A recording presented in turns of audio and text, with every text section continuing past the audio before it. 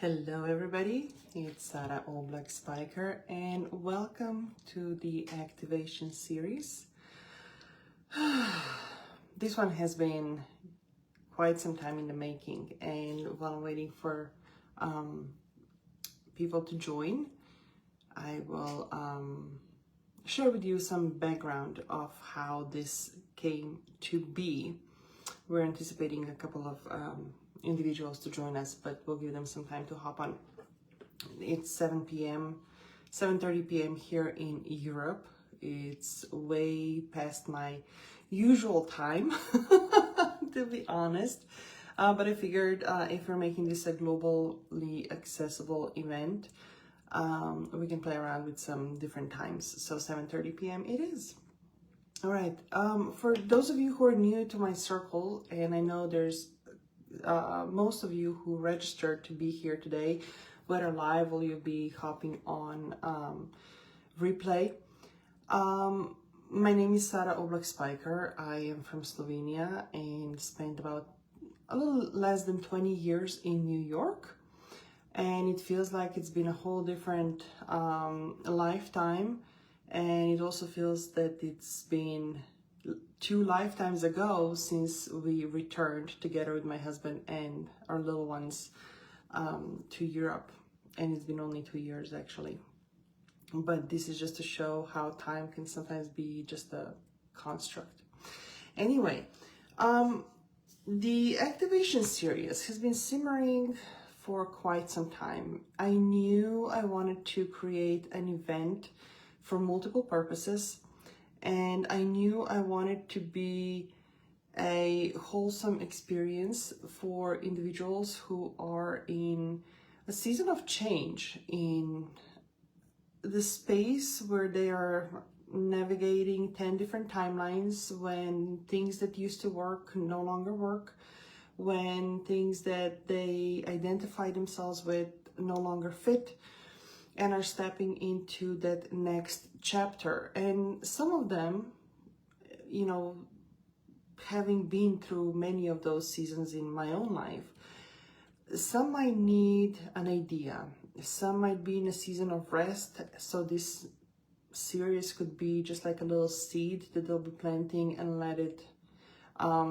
grow slowly, and once it's ready it will come out. Some of you might be just in a season of rest. You know, you have moved mountains and now it's time for rest.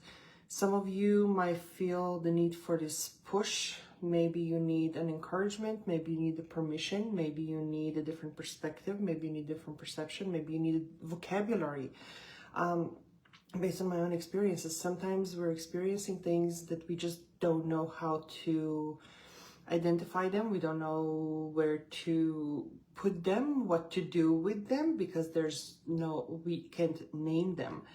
And sometimes what I have also found is that events like this, conversations like this, can just be a sort of validation that you are on the right path, that there is this beacon of light at the end of the tunnel that you might be experiencing as a dark night of the soul. And I have been there too, and it feels exhausting and in the meantime so liberating.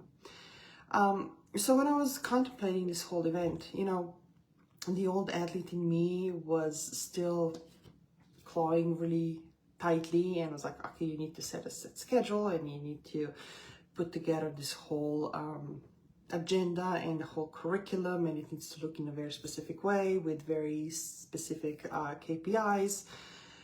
And then the other side of me, the side of me that has evolved since my athletic career, allows this softness, and it allows for playfulness, and it thrives in co-creation, and it thrives in novelty, and it thrives in just inspired action. So honoring myself was actually the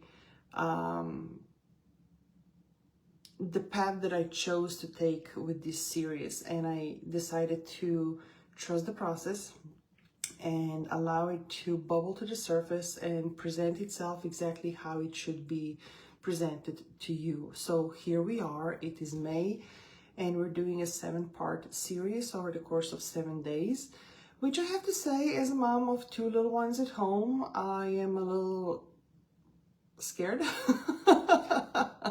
I am a little nervous with sticking to those set timelines, but you know, we're gonna go through it together and it's gonna be amazing.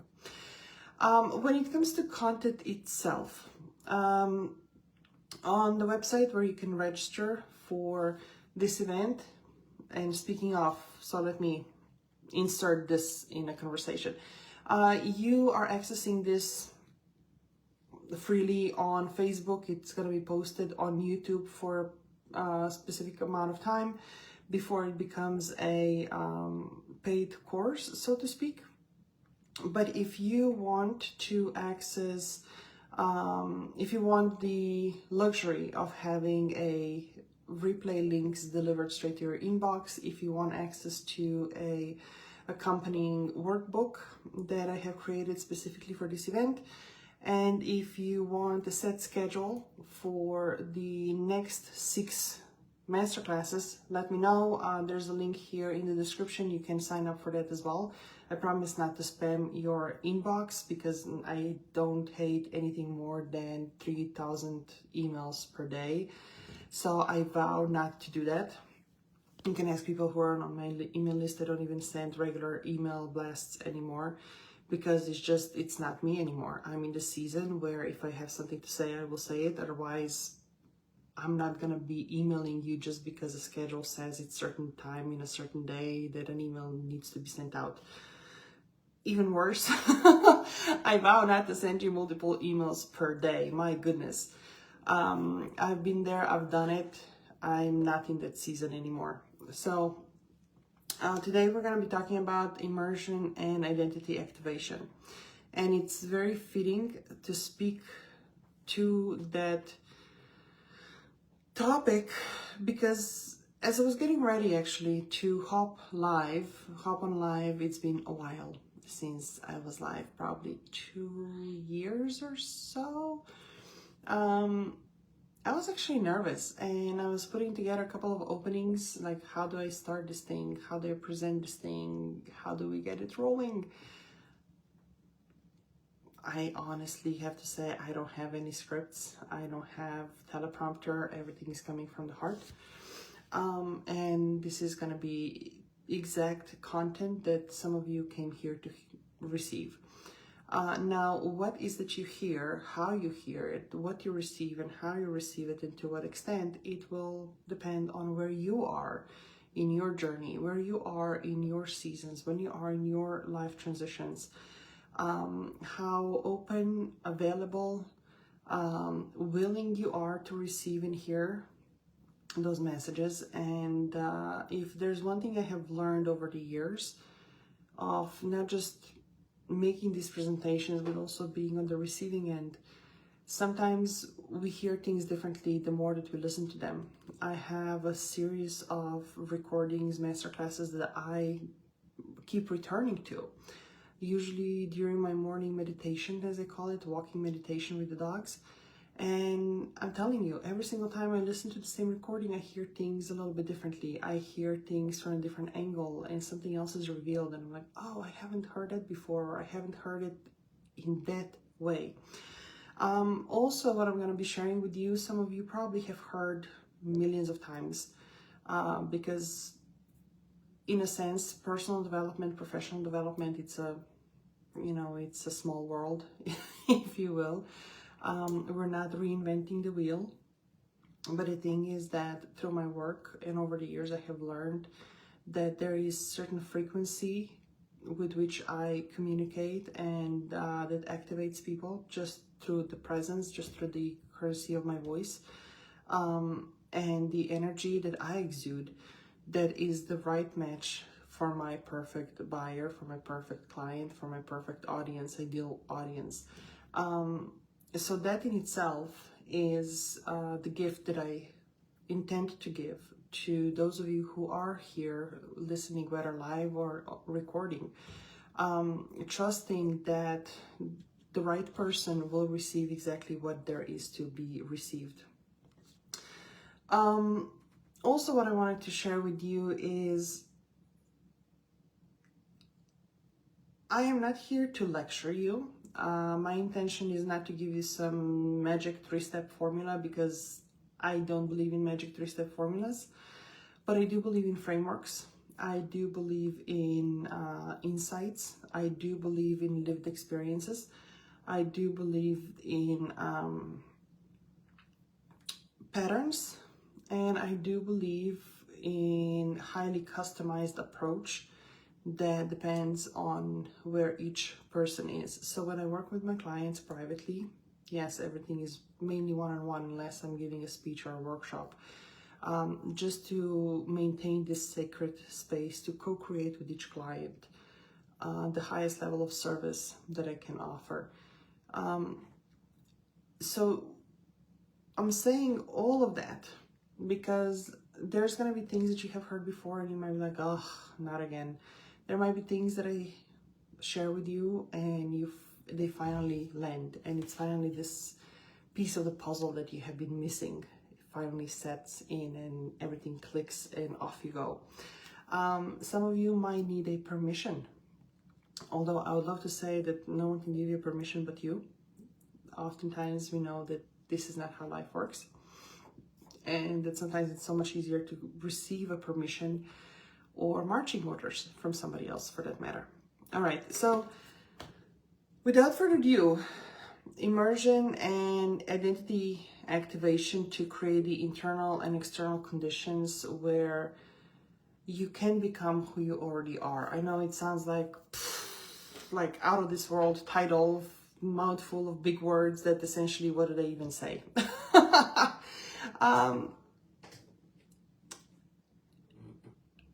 I would like to share with you my own experiences, and I would like to take you through the journey of my own life and explain to you, share with you, reveal to you exactly what it means and how it can present itself and what is available to you and how you can get it, how you can activate your own identities. And then we'll be talking through reinvention, invention mastery tomorrow, the day after, about the embodied expression. Yeah, I'm reading them because I haven't memorized every single thing here. And legacy blueprinting, voice alchemy, energetic infrastructure design, and sacred union strategy. What all of that means is basically this. I started my business in 2012. And since then, I've had the joy and pleasure and honor and responsibility of working primarily with high achievers who came to me from all around the world. Through different iterations of my business, through different seasons of my own life, obviously I supported them in different capacities. We did different work.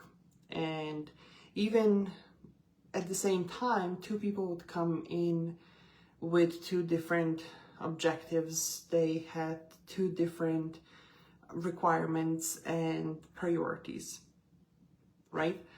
But essentially what I noticed and what I have learned is that as much as we would like to peg ourselves and our clients into these perfect boxes and blueprints and give them the secret formula, things are not always as easy. So in creating this series, what I wanted to gift to you is a comprehensive, like a living codex, as I wrote in the opt-in page, the sales page. And what it means is really like top to bottom, bottom to top, left to right, the holistic approach that will touch your energetics, that will touch the mindset, that will touch the emotions, that will touch the business plan, and if you will, the blueprint of running your lifestyle, your home, relationships, whether they're private relationships, whether they're business relationships, the relations that you have with your kids, with people in your community, all of that. Because at the end of the day, what I have learned is even those clients who would come to me at the beginning of my professional career as a consultant, for example, and they would say, just take 15 hours off my plate per week. Honestly, this is the easiest thing to do. Really, everybody has at least 15 hours that you can find in a week that you can win back. But in ticking off all the boxes for the clients, it was clear to me, at least very quickly, that a lot of the things that they were paying to outsource shouldn't even be on their plates. So this is where the strategist in me was having a blast. And we would go in and we would be redesigning the whole strategy and putting it all on paper, and it all made sense. And then some of the people would go and start implementing it and had great success, and some of them would do everything by the book, tick off all the boxes, but just couldn't move the needle. And this is where the next layer would come in, and that has to do with the mindset, it has to do with the nervous system regulation, it has to do with the emotions, the capacity to make those changes. One of the simplest examples that I can give you is, we can map out your incredibly profitable launch. If you don't have the capacity to hold that vision, if you don't have the capacity to receive that and hold it and maneuver it and enjoy it without toppling over, what's the point, right? If you don't believe in yourself that you can do it, if you don't have the skills to back it up, what's the point? So that's where that layer comes into play. And then we're talking about the energetics. As the work with the clients has evolved, the strategies were there, the tactical pieces were there, the infrastructure was there, everything that you would want was there. They were doing the work, they were doing the mindset work, they were doing the affirmations, they were doing the meditations, the whole 9 yards. Nothing moved, or it did not move to the next level until their energy has shifted, their vibration. And the one way that this has been described, and it actually makes the most sense to me, is if you think about tuning forks. Have you ever played with the tuning forks and you hit one side and the vibration transfers and mimics the other side, but then if you put something on the other side, it changes the structure, it changes the weight, and it no longer transfers, it no longer is a match. And this is the same way, and I have personally experienced that when we were getting ready for a move from the States to Slovenia 2 years ago. I had to become a match for that vision in order to be able to hold it and maneuver scenarios that I can't even bring myself up to discussing right now, because some of them are so devastating and so draining. But becoming a match for it, together with the family, we were able to move mountains. Not only that, mountains moved when we moved. We did the impossible in so many different ways because we were a match for what we were holding and envisioning and going for and calling in. So when I was contemplating again and designing this masterclass series, this is what I wanted to offer to you, the complete codex for all these layers, because I don't know you, I don't know where you are right now, but I know that whatever I can offer to you, you will have the discernment and you will have the insights of what to take, what applies to you and what doesn't. And maybe there's something in there that you couldn't even consider on your own, or you haven't considered before, and you receive it today or tomorrow or next week during this masterclass series, and like, oh, got it. Okay. So let's talk about the identity activation. Let me just pull up my notes. There we go.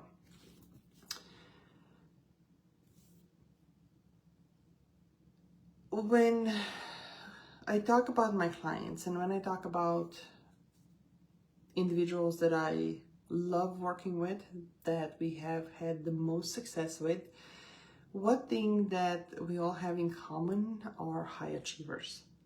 And high achievers can mean so many different things to so many different people. For me personally, I went from an athlete to a student athlete to a business owner to a mom. And for the longest time, the only place where high achiever was fitting was my identity as a student athlete, because I was in a different mindset.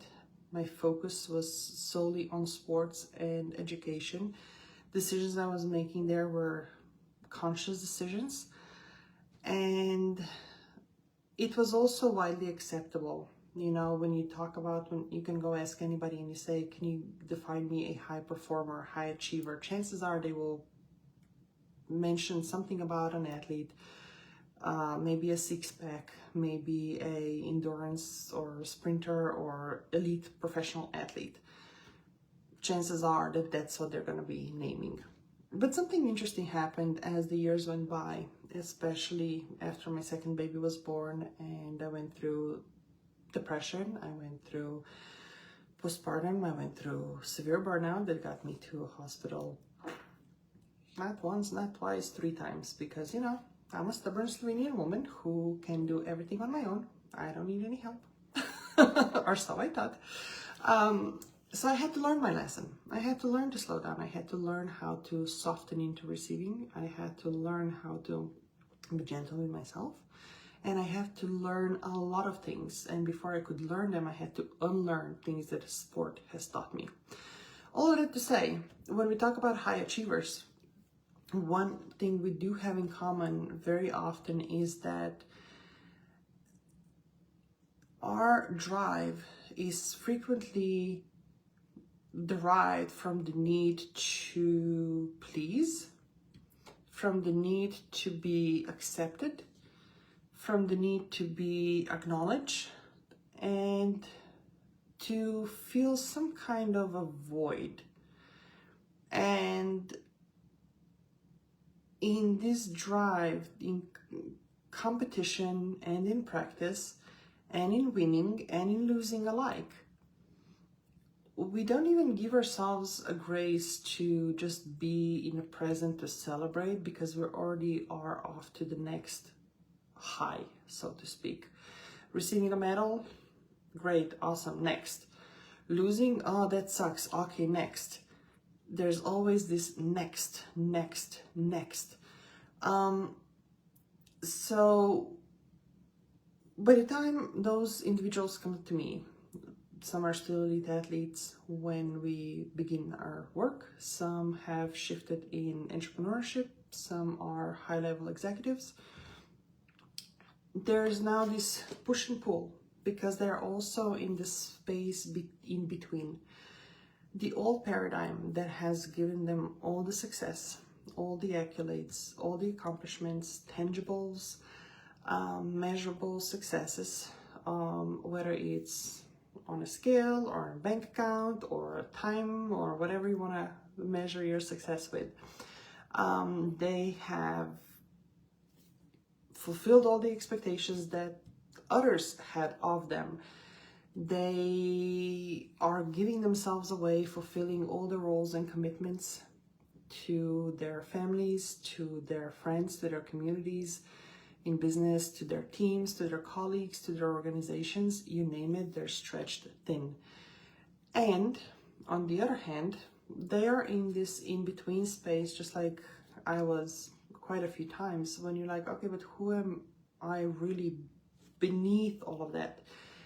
Who am I when all the accolades are taken away? Who am I when I'm not in a sports uniform? Who am I when I'm not a mom? Who am I when I'm not a wife? Who am I when I'm not an executive making decisions that will change the trajectory of the whole business and impact lives of numerous families? Who am I when I'm not ticking off the boxes of everybody's expectations? Who am I, right?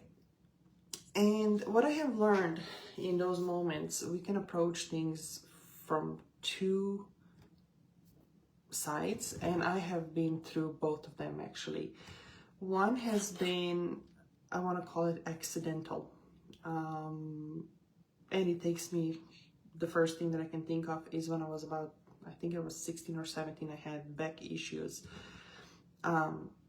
Basketball was my life, and all of a sudden I had back issues, and I was sitting in the doctor's office when he said, your career is over, you need a back surgery and this is it. And the whole world came crumbling down around me, and I was like, well, what does it mean? What am I going to do? My whole life is here. My teammates are here. My commitments are here. My sense of self-worth is here. Because if I'm not performing and winning and scoring a certain amount of baskets every game, I'm worthless, right?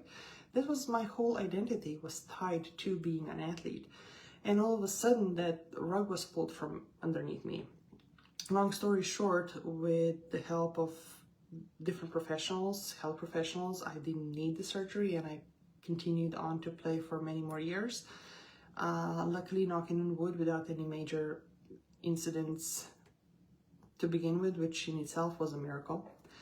And then the second time when this identity shift had to happen was very different, because I saw my athletic career coming to an end. I knew approximately when the potential last date would be, which was a championship game.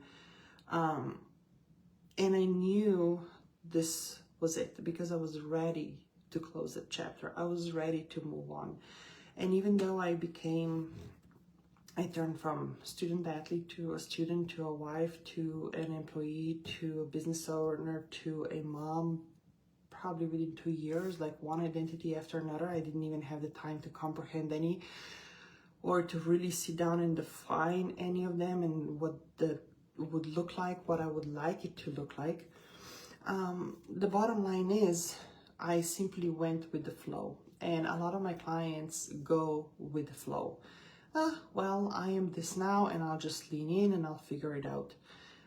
Well, this life presented this and I'll be fine with it. And it almost feels like we're just carrying on day in, day out, ticking off all the boxes. But something very different happens when you are intentional about activating your identity that you know you're holding deep. And what is so different about it is that oftentimes we already know what that is. We already know who we are beneath all of that. But the thing is, we have been conditioned not to trust it, not to embrace it, not to listen to those whispers of the heart and the soul, because usually the ego is the one who's calling the shots, because it's rambunctious, it's out there, it's loud, it's vivid, you know, it's tangible, and it makes sense, it's logical. It usually follows the steps that have been established for us by the societal norms and expectations, so it's easy. But this thing that is bubbling inside, deeply inside, oftentimes it makes no sense. Really, it absolutely makes no sense. And it can be freaking scary when you start listening to those whispers, like, oh my God, really? No. And I have experienced this too. And I remember vividly, it was 2017, 2018. I was just coming out from the severe burnout. My business was really struggling at that point because I couldn't figure out who I was, so how I was gonna lead business. I was still attached to the very tangible goals that were supposed to define my success, especially, you know, for those of you who are not in the coaching industry, there's this thing when success is defined by the multi-six-figure earnings that you're supposed to achieve in a very short amount of time. And if you meet those milestones, then you are somebody. And if you don't, then you're nobody. Or at least that was my perception of it, and that was the standard I held myself to. Looking back now, of course, there's so much more to it than that. And looking back now, sometimes I wish I was not as obsessed with chasing after those milestones, because thinking I could have spent so much more time with my kids than I actually did. But we cannot go back to change the past. We can simply change the perception of the past. We can rewrite our own story in order to rewrite and change the trajectory that we are embracing in the future. So this is what we are here for today. So in 2017, 2018, I was on this precipice of finally releasing who I was, not knowing what exactly will be emerging, but I felt very strongly that I needed to return to Slovenia. And I remember having multiple conversations with my husband, and at one point he was like, okay, you know what, actually we could possibly do this. Now, the story I'm going to share with you, it's my story. He would probably tell it differently, but he's not here, so this is it. But what I remember from my side of the story, it went something like this. He was like, okay, great, maybe we can make a change. And of course, I was on cloud number 9, everything. I felt there was a wind in my sails. Finally, things started to fall in place. I found a possible home. The people already agreed to send over blueprints, and we were looking at this potential home, and in conversations we were already moving the walls around and making all these plans, when all of a sudden he finally got the promotion he so well deserved, and he busted his butt off for many years. So of course, all of a sudden the idea of moving was, no, we're not going. And you can imagine how it felt to me, as if somebody shoved me into a cage, locked it, and threw the key away. It took me a couple of weeks to kind of collect myself and figure out, okay, now what? Because in my mind, I already had the next chapter of our lives planned for a whole different continent. Now we're still here in New York. What the heck? But I remember I still needed to go back. I felt this call to go back. I could not explain it. I could not justify it. And I spent months agonizing whether or not to book the flight tickets for myself and our little ones, whether or not to pull them out of school. Mind you, they were pre-K, and it was taken very seriously. I was like, why couldn't the kid from pre-K get out of school and just roam the world? What the heck, like, what are they gonna miss, the ABCs? And I remember weeks researching flights and clicking away just before pressing book, because I did not believe I was worthy. I could not justify the trip. It didn't make any sense to anybody. It did not make sense to my husband. It did not make sense to our friends. It did not make sense to our neighbors. In fact, one of them actually accused me of running away and causing my husband's depression because I, for some reason, ungratefully decided to leave. All the commotion that comes up when you actually decide to, you know what, I am following what I feel called to do. I can't explain it. I'm not going to explain it. I'm not going to justify it.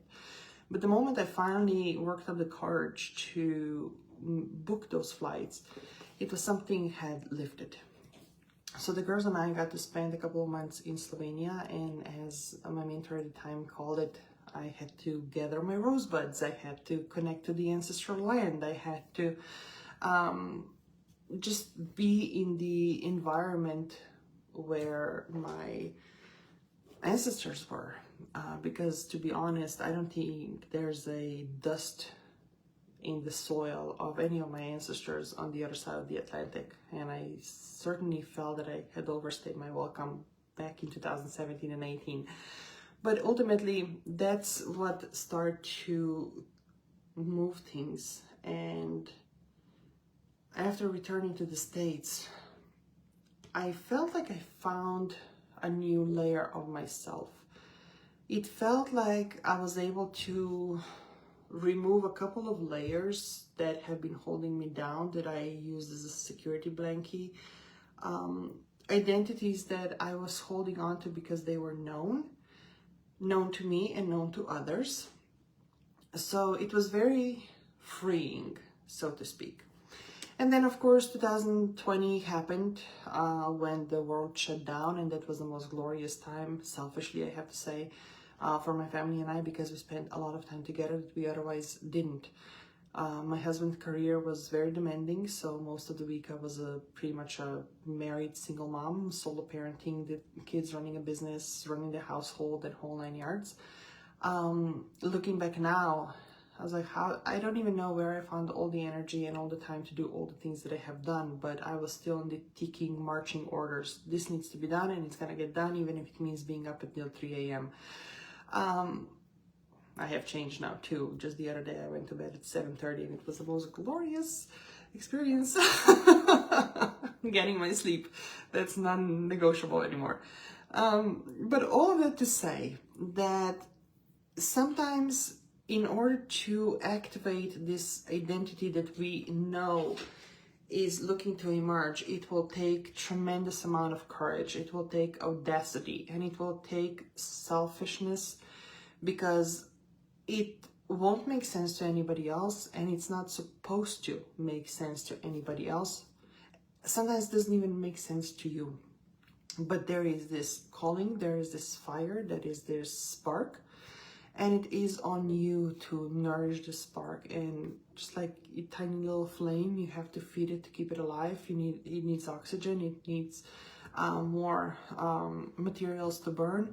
Same here, you need to nourish it. And what that looks like to you, I don't know. Like I said, I don't know you. I'm speaking to you through the ethers here and through the technology. We could figure it out if we were working together, for sure.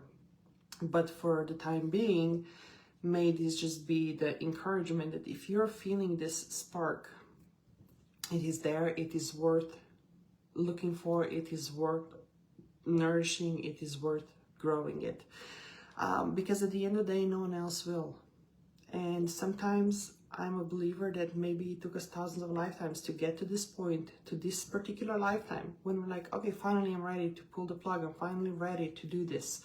And I don't want to waste another lifetime, I want another 1,000 lifetimes to get there. And the beautiful thing about this courage to be able to do so, it only takes a moment. It just takes a moment. Really, it might take time to work it up, but then it's a momentary decision, split-second decision. And it feels expansive, it feels liberating, it feels thrilling, until the ego comes in again and like, oh my God, what have you done? Are you going crazy? Are you insane? My goodness, how are we gonna do this? That's a whole different story. We're gonna talk about this more tomorrow, actually, the reinvention and innovation mastery. But for today, I wanted to, again,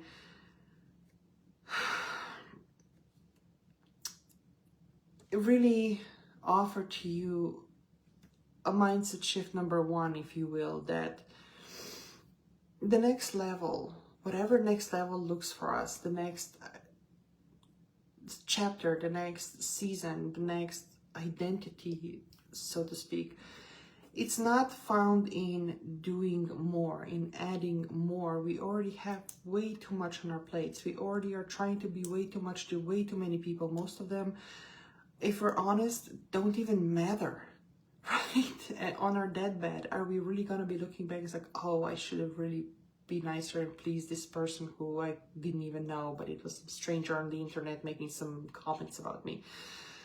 No, there's probably just a handful of people who really truly matter, and whatever it is that you're doing, you're probably doing for them. But before that, you're probably doing it for yourself, because if you don't do it for yourself, there's not going to be nothing left. So it's not about adding more, but I would offer that it's about becoming more honest. Yes, it takes courage, it takes capacity, and it takes clarity. And all of those are ever evolving. They are not some buttons that you press and all of a sudden everything is clear. And when you talk about clarity, I often also say that it may not be the whole painting, but it just might be like a shooting star, a little glimpse that every once in a while it comes across the horizon of your vision, and you need to hold it, just like that spark, and you need to nourish it, and you will piece it together. And sometimes you won't know what the big picture is, but all you will know is to take the next step and the next step, each step one after another. And each one of those steps will take conscious decision, and it will take courage, because the easiest thing is the initial yes. As hard as it is, and it's scary as it is, this initial yes, it's like the easiest thing. But staying the course, when things start falling apart, which we'll be talking about tomorrow as well, that's where the real work is. So this is mindset shift number one. Mindset shift number two, which also applies to my high achievers out there, is that oftentimes we try to power through. And we feel like we need to prove our power. But it's not about proving, it's about holding it and owning it. And the description, a story, an example I would like to share with you on that matter is after we came back from Europe and after we've been through the pandemic and after everything seemed to be amazing for our family, something shifted within me.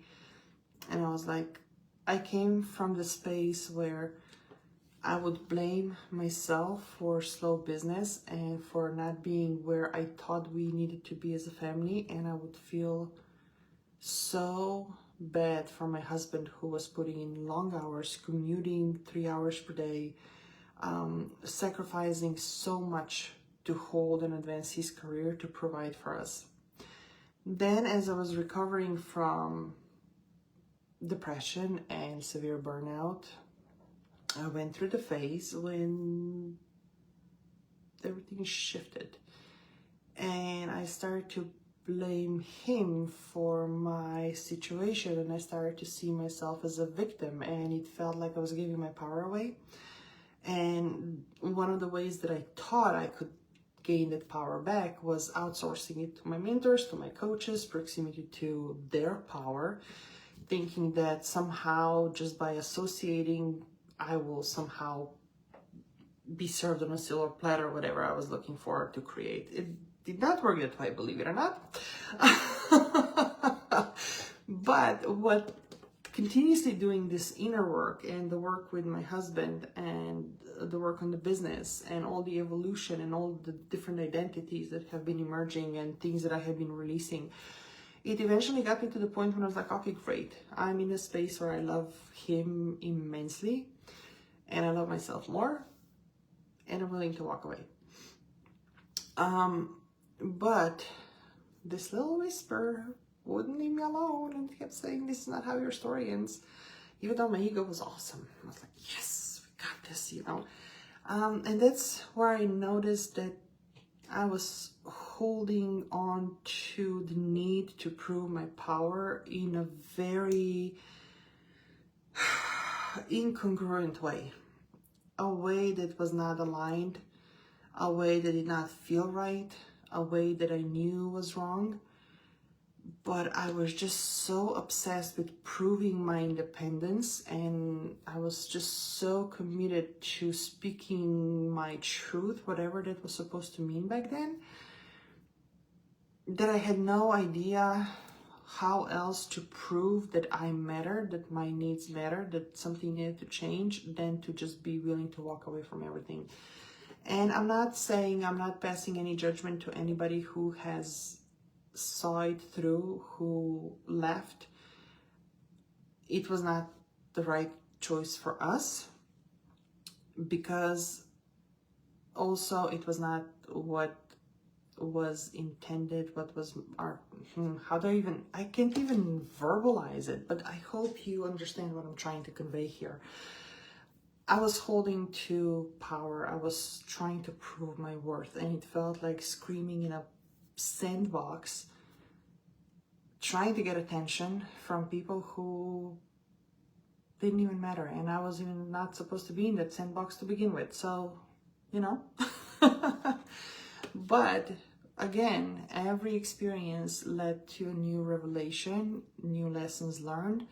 We'll be talking about that relationship during our last masterclass, Sacred Union Strategy. I'm happy to report that we are thriving in a new environment, rebuilt our commitment, rebuilt our relationship, and it has been just incredible next season for us as a couple, as a unit, as two individuals coming together, walking the path together, sharing the life together. Really, really grateful for that. But I had learned that you're not powerful when you need to prove that you are powerful. You're not powerful when you need to shout it from the rooftops, and when you need symbols and you need signs and you need to convince people. But instead, you're holding it, and it just is. You have it or you don't. And I learned through also the journey of actually moving uprooting our lives in New York and coming to Europe, I tapped into levels of my power I had no idea it even existed. It almost felt like all the stuff that we have been through all these decades was just a practice, training, just like in sports. You practice for that 1 hour on a court. Or if you're a sprinter, for the 9-second sprint. And you spent years prepping for that, getting ready to be ready to be ready.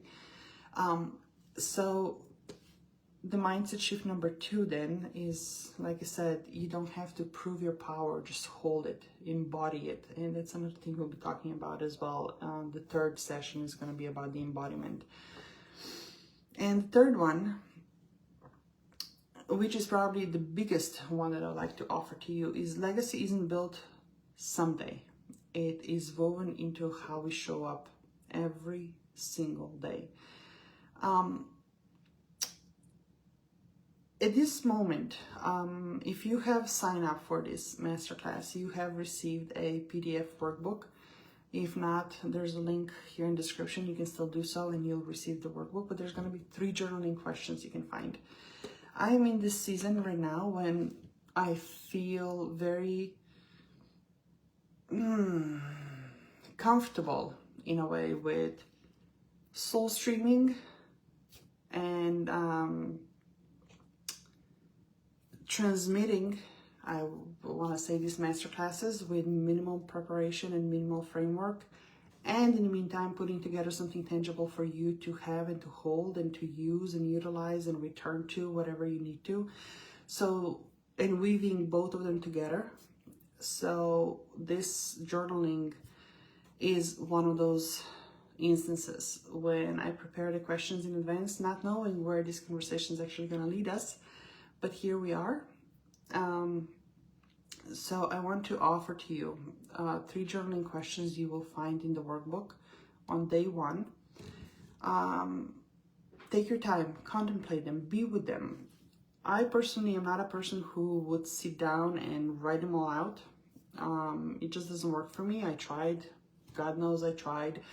What works for me is I would read them, and it's almost like I put them on the etheric post-it, let them be in the ethers. And then through morning walking meditation, when I walk our dogs, through exercising and doing other stuff, or cooking, for example. Cooking is another form of meditation for me. It's like a, what do you want to call it? Yeah, it's just like magic work for me in a way. That's when things will clarify, they will emerge, they come through, and all these answers then eventually reveal themselves, and they're formed, and also downloads come from that. There are a couple of recordings, including podcast episodes. This is exactly how it happened. Setting an intention, this is the answer I'm looking for, I'm ready to receive it. So those 3 questions I'm not going to be sharing with you here, because like I said, you do have free access to the workbook. It is available for download immediately, so you can go, there's a link around there. But I do want to share with you 3 practical actions as the first session is coming to a completion slowly. I want to leave you with 3 things that you can take action on.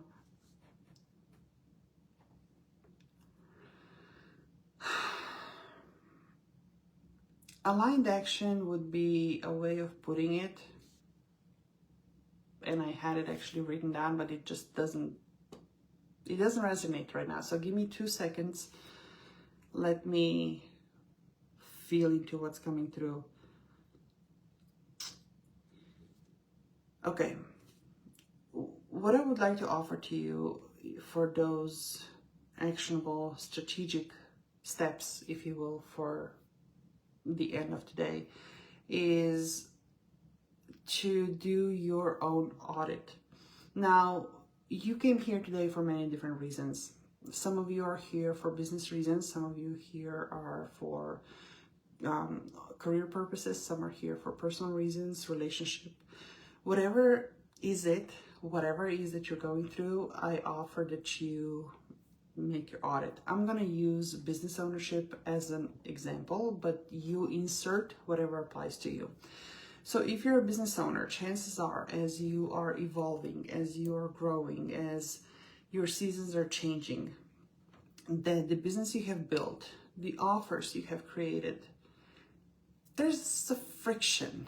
They sounded awesome, you love them, they changed lives. What you received in exchange changed your life, but chances are you're outgrowing them. Things are changing, they don't land anymore. So homework number 1,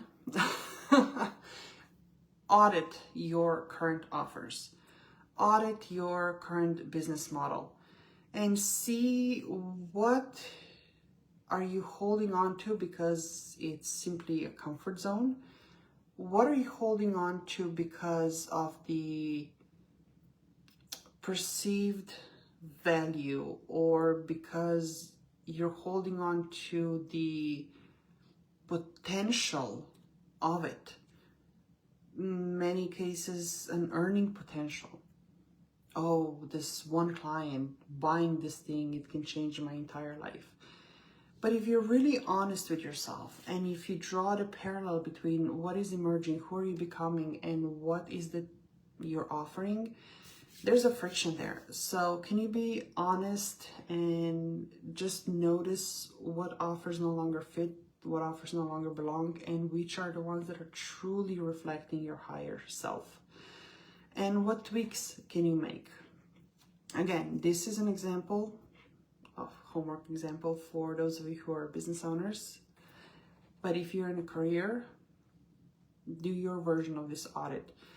If this is for your personal relationships, do your version of this audit in that era, okay?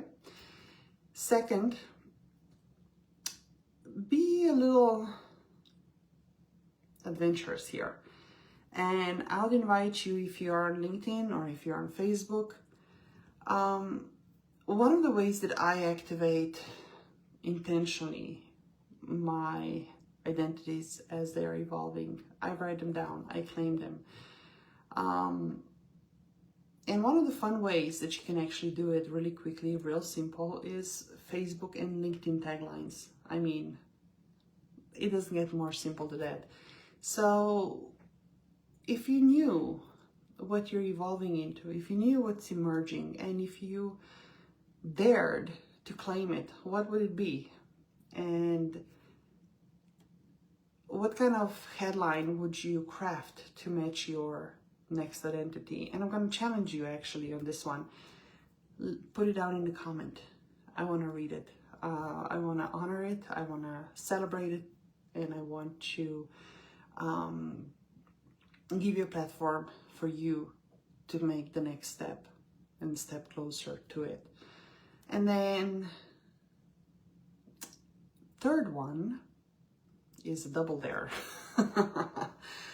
I am challenging you to craft and then actually send to your inner circle an email about this new era that you're entering.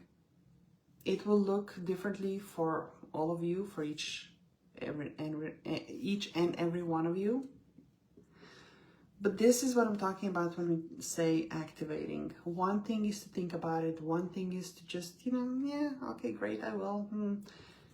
But when you actually have to pin it, it's a whole different game.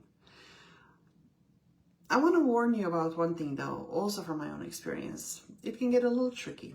And you know how I was talking earlier about the need to hold on to power and the need to claim it and express it and explain it to everybody? A couple of months ago, I started to really identify myself. Was it a month ago or 2 years ago? The other day. Everything in my sphere most of the time, it's just a construct. It doesn't mean anything. I'm holding 10 different timelines anyway. So one day, let's put it that way. One day I was like, you know what? Mentor, speaker, author. I speak all the time. I write all the time. I'll just claim it. You know what's something very interesting that I noticed that happened?